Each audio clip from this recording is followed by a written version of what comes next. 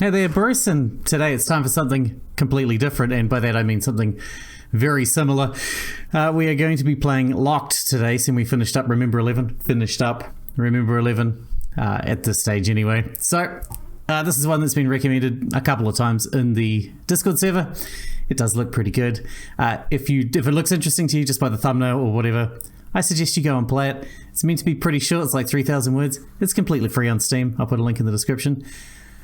But otherwise, let's carry on, shall we? For a man may prefer what he can do to what he cannot do. The state he is in to its absence or change, though necessity has made it in itself unalterable. John Locke. We're doing some philosophy up in here. I wake up.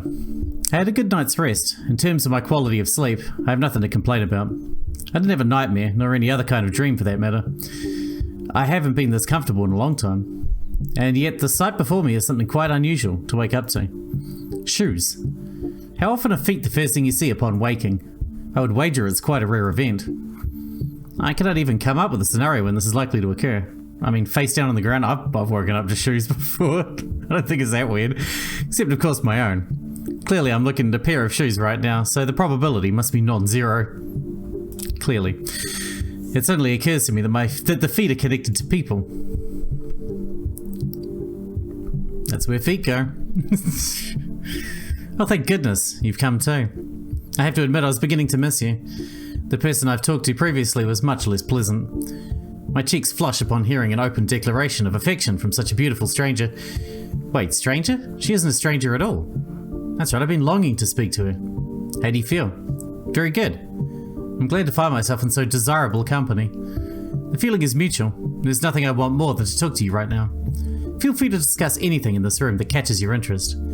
I'll gladly do so.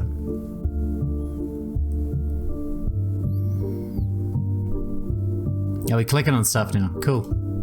The moon is quite beautiful today. How fascinating. Not many people would say that about a new moon. The full moon seems to be preferred by almost everyone. That may be so, but I believe the new moon has its own appeal. I was not disagreeing with you. To me, a new moon is the moon's most beautiful form. It is her most beautiful form because it is her true form. She appears silver to us when illuminated by the sun, but in complete darkness she is freed from the sun's pesky influence. She can finally stand on her own. Do you believe the moon feels trapped? My question causes her to laugh. It is a beautiful, melodious laugh. The moon is but a celestial object. She cannot feel anything. But if I were to trade places with her, I would hate the sun with every fibre of my being. That I'm certain of. I think that might be an overreaction. I have absolutely no desire to leave this place. I should choose something else to talk about. Okay. This building? Oh, it's a computer, okay. What is such an old computer doing here? Old? Do you characterize it as such due to its size? It is true that as technology advances, it becomes better at creating more efficient, smaller parts. On the other hand, if a modern computer is very large, we assume it to be proportionally powerful. But this computer's size has no correlation to its age nor its computational power. It is built that way for a much more simple, if not primitive, reason. It is supposed to fit a human inside. What? Is someone being kept there against their will? Of course not. There is no need to worry, it is merely an exhibition object. In fact, everything around us is but a buffet to provide us with topics to discuss. This computer in particular might be the most interesting. Are you familiar with the Chinese room argument? I don't think so. Would you care to explain it? Gladly. It's a thought experiment, so please open your mind to a hypothetical scenario. Supposedly, you do not know any Chinese and are put into a room. In that room, you find rule books to tell you precisely how to convert a given combination of Hanzi to a new string of characters. Occasionally, you'll receive letters through the mail slot outside the room. You'll write down answers according to the rule books and send them back out. Since you follow the rules diligently, your answers are perfectly intelligible, and the people outside assume you're a fluent Chinese speaker. But are you? Evidently not. From looking at the characters alone, I have no means of learning to understand them. No matter how long I pursued the task, I would never be capable of speaking Chinese. Indeed, the human inside the room cannot speak Chinese. There is no question about it. And since the programming of computers is analogous to the rulebooks you use, it is supposed to show the same thing about them. The computers, no matter how well they can simulate understanding, do not have any. But there is one aspect about this thought experiment that has seemingly been overlooked. Namely, the person inside might still be capable of speaking some language. Clearly, you're brought into the room with an understanding of English, but you're never prompted or given any opportunity to use it. Judging you based on your Chinese abilities is quite unfair. Being stuck inside the Chinese room would be pitiful and terrifying. So what if a computer also has its own native language? What if it had feelings and needs, with no means of communicating them to the outside world? Even though the Chinese room argument is a mere thought experiment, it exposes a very worrisome fact about artificial intelligence. That is, if a computer somehow comes to obtain emotion, it would be an existence of utter despair. While interesting, I do not think this is a real concern. It's highly unlikely that we somehow already discovered how to artificially create emotion. I admit that it's unlikely. It would be no exaggeration to call it a miracle even. Yet, we would have no way of knowing whether that miracle has already occurred. Said unlucky computer would suffer in silence with no one ever considering that it might be in pain. Our language barrier is too strong. Tell me, would you put such a computer out of its misery? Initially, I'm inclined to say yes, but I can only notice its pain once it's communicated. By the time I've realized it's suffering, the language barrier would no longer exist. So at that point, the computer would no longer have to be alone. Then you would instead spend the rest of your life in its company? Perhaps that would be my moral obligation, yeah. I see. We could teach others to communicate with it. If we know how to, that means we can teach other people to. You have a padlock in your hair. Why? You wish to talk about me? I'm flattered. What in particular would you like to know? I would be content with any bit of information you share with me. But for one thing, I am particularly curious about is... I gulp before I dare utter my next words. Your necklace. Where... I cannot bring myself to complete the sentence out of fear of offending her. As a response, her slender fingers wander up to the trace of the beetle ring around her neck. My necklace? Are you referring to this? I nod. Content with my confirmation, her hands slide down the chain to attach to the ring. She gently tugs at it, causing it to clink. And you wish to know where it leads? Her hands move on the first button of her coat, foreshadowing what might happen if I were to say yes. But I am too mesmerized to utter a single word. Once again, all I can do is nod. She chuckles. Very well. I always value honesty. And, just like that, she puts the uppermost button between her fingers and pushes it through the opening. Once slipped through, slightly more of her upper body is revealed. Of course, she is fully clothed underneath. Nothing about this is inappropriate. And yet, I feel like I'm witnessing something I shouldn't. Something not meant for my eyes. Something I can never turn back from. Bearing a knowing smile, she repeats the same motion with the remaining buttons of her coat. She satisfied my request. I should be contented, but the question of where her chain leads has grown ever more puzzling. I suppose it's time we arrive at the heart of the matter. Would you call yourself free? Please take a moment to consider this and justify your answer. I did not expect her to answer my confusion with a question of her own, let alone a question as peculiar as that. Nonetheless, I do as she says and choose my next words carefully. Of course I'm free. I can lift my arm and clench my hand into a fist. I can control my thoughts and imagine any scene I want in my head.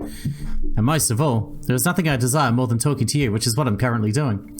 Nothing is preventing me from doing what I want to do. Therefore, both physically and mentally, I'm free. Interesting. So to you, freedom belongs to volition. Being free is equivalent to being free to do as you please. Unfortunately, I do not agree with that conception. Even a prisoner, unless restrained from head to toe, can clench his fist if he wills it. And as long as he's not under the influence of drugs or illness, he can most certainly control his imagination. Yet by definition, prisoners are not free. Lastly, when it comes to wish fulfillment, what if what you want to do simply aligns with what you're able to do? A bird that cannot fly might not wish to leave its cage. It is fully content sitting on a decorative branch and pecking at delicious seeds every day.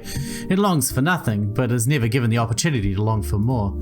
Would you say such a bird is free? I suppose not. The bird's circumstances seemed quite sad to me, actually. I think so too. The fact that it doesn't long for the outside might be a shackle of its own. The bird is confined both in body and mind. Despite the fact that it can never do as it pleases, freedom will never be in its grasp. I take a moment to ponder her analogy. In that case, I have to agree that my explanation for freedom was faulty. I apologize. Let me offer a new one. There is no need. She lets out a laugh, but this one lacks the charm of its predecessors. After all, I pity you almost as much as myself. She once again moves her fingers to her chain and grips it with both of her hands. You were curious about this, yes? Then she yanks her chain with brutish strength, completely unlike the first time. So hard even that my own neck is pulled forward. My own neck? Suddenly a realization dawns upon me. Our chains are connected. That is correct. I'm surprised the pressure hasn't bothered you until now. To be honest, I still cannot feel it. I only know that it is there. That sounds much more comfortable than my own. I am painfully aware of it at all times. I would not describe my own circumstances as comfortable. Why am I connected to you? Was this your doing? No. I wish I had any amount of control over this place, but unfortunately, I do not. If you discover a way to break free, I would love to know about it. Okay, well, I guess I'll keep looking around. What is this lock? Oh, it's the sound. I'm just curious because it's a lock as well. What else can we click on? There's not much else here. Can we go up and down?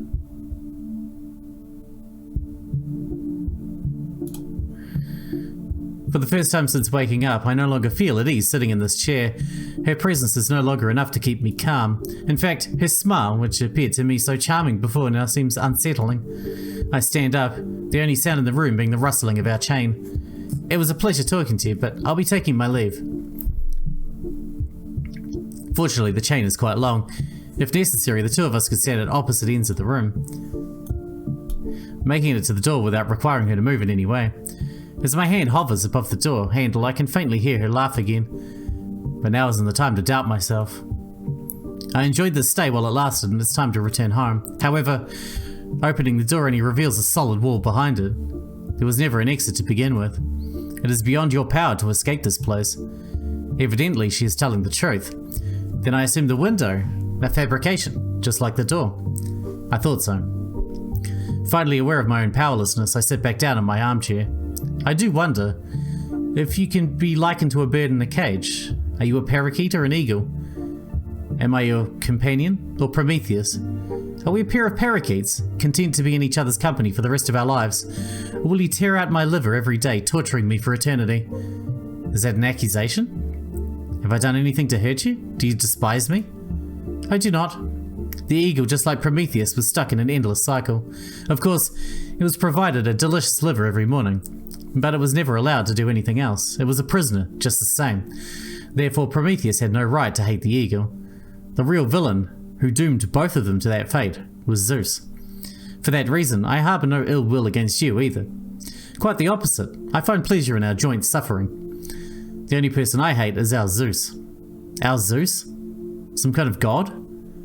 That person is the reason we are here. They are watching us from a space we cannot perceive, far beyond our grasp. For what purpose? Enjoyment, I assume. What kind of person would watch something like this for fun? I can only imagine they are a twisted individual. For as long as we're observed, we continue to exist. Does that mean we stop existing if they stop observing us? Most certainly. Can you recall anything about your life before coming here? No. In a way, I feel as though I am a newborn. Not in terms of my body or intellect, but rather when speaking about my memories. I have none. Interesting. It's hard for me to decide which of our fates is worse. How so? Are you different? I possess memories of meeting you over 1,000 times. Every single one of our conversations progressed more or less the same way. Perhaps it's because different gods were watching us. I might have different preferences, but the outcome is always the same.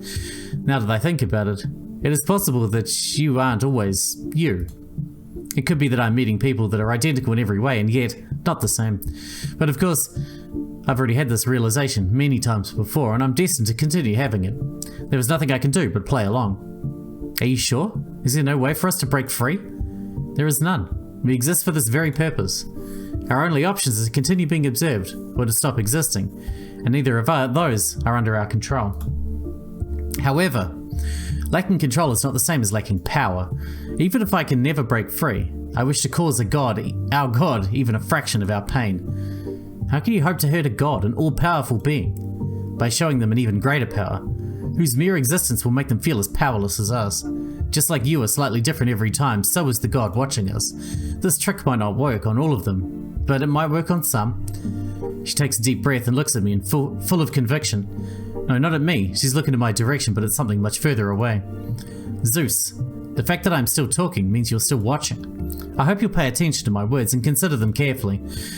I do not possess any privacy, so you already know what I plan to achieve. But surely your pride will allow me to proceed.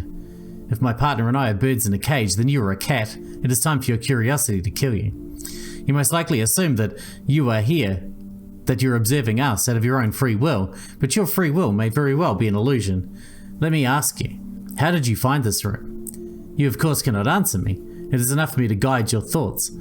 Did you stumble upon this room by chance? Or was it recommended to you by a friend? Said friend, being a god that previously observed us. Now consider. At what point did you have any chance to object? The room's appearance or description was interesting enough for you. Well, your friend is convincing and knows your tastes. Something outside of your control drew you to this place. But that means you didn't really have a choice but to come here. Either an algorithm or a friend decided our meeting. Your consent was already set in stone the moment your curiosity was piqued. And apparently you're still curious even now. The fact that you're listening to me now shows you're powerless against fate. I could just turn it off. I'm not going to. You cannot control your own curiosity, it's true. It controls you. Of course, you might already be familiar with determinism, and this could be no revelation to you. So just in case, let me try hurting you in a different way.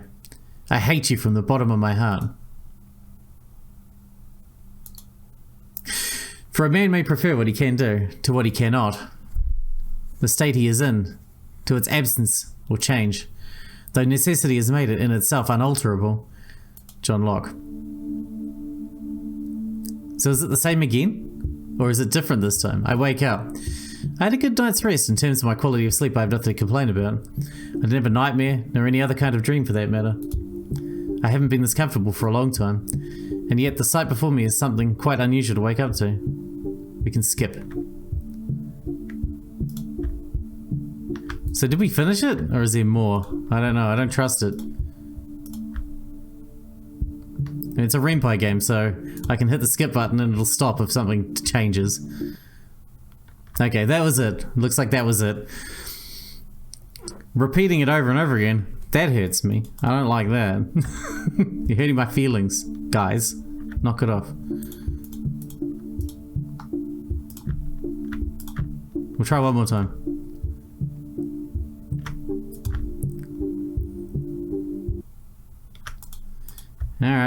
Alright, it looks like we're done here. I think. Let me just check the achievements. That'll give me a hint on whether I'm done. Yeah, they're all done. Alright.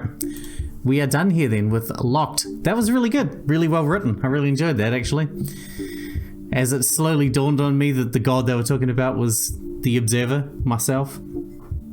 Very interesting. I like it a lot. I like the fourth wall breaks. I'll always like that. I know that's kind of gone out of fashion now, but it's still cool to me. Anyway, thanks for recommending it. Liked it a lot. Now I'm going to start a new series in the next episode, so look forward to that. It will be another visual novel, one that just came out a few days ago. So I'll see you there. Thanks for watching, Bruce.